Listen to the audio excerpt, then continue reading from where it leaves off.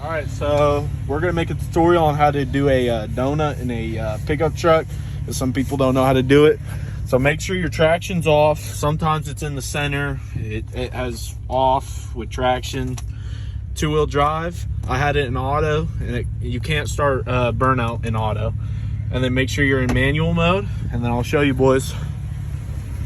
First, you want to start out with a burnout, and then you want to let off the brake and floor it.